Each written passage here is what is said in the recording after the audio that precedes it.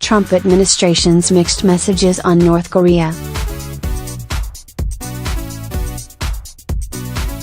Trump administration's mixed messages on North Korea.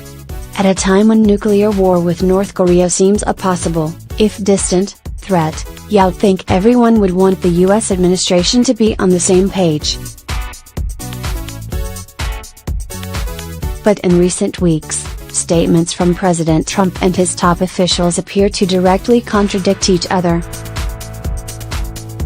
President Trump's outburst on Friday, that the US military was locked and loaded ready to deal with North Korea, came just hours after his Defense Secretary James Mattis attempted to cool tensions by saying that diplomatic efforts were succeeding. Here are some of the other mixed messages we've heard since North Korea's second intercontinental ballistic missile, ICBM, test on 28 July. Military action. What Trump said: President Trump was pleased when the UN agreed new sanctions against Pyongyang. But he has also stressed the military option was open. On Tuesday, he boasted about America's military might and warned of fire and fury if North Korea threatened the US. Then, after North Korea said it was preparing missile strikes on the US island territory of Guam, he took it up a notch again, saying the regime of Kim Jong-un should be very, very nervous.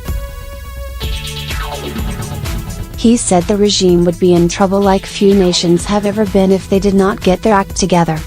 What other officials said: despite Mr. Trump's tweets, many in his team have played down the prospect of war.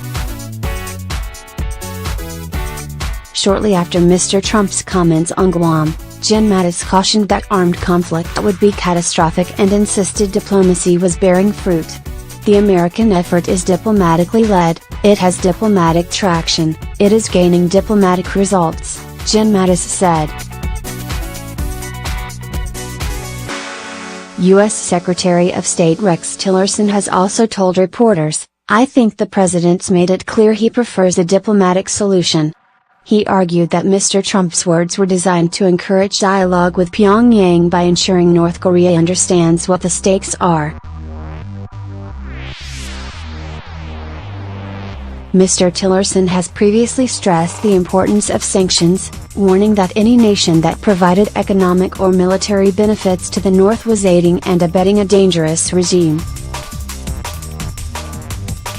Blaming China. What Trump said: President Trump has praised China in the past, saying it is trying hard to rein in North Korea.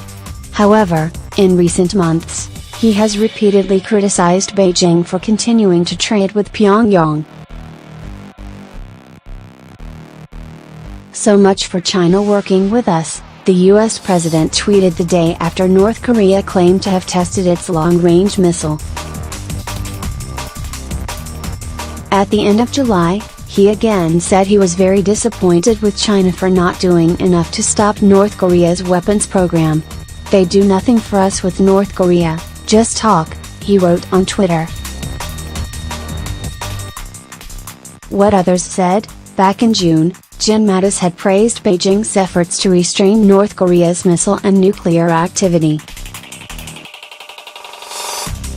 And on 2 August, Mr. Tillerson said, "We certainly don't blame the Chinese for the situation in North Korea.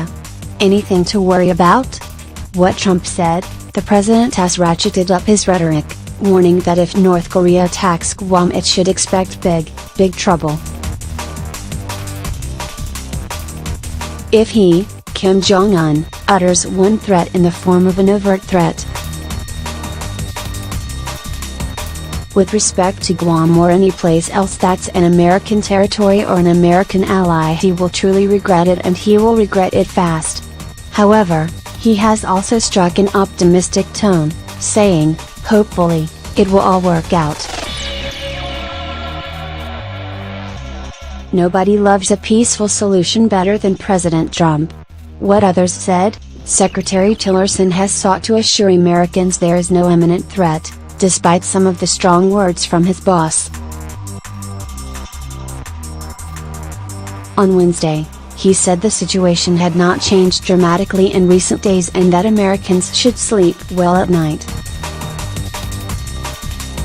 However, top Trump aide Sebastian Gorka told BBC News that Mr. Tillerson was not actually speaking for the White House. "You should listen to the president," Mr. Gorka said. The idea that Secretary Tillerson is going to discuss military matters is simply nonsensical. It is the job of Secretary Mattis to talk about military options.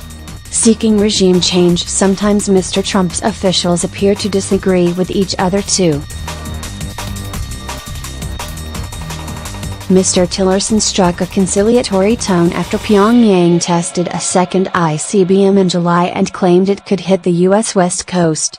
"We do not seek a regime change, we do not seek the collapse of the regime," he said.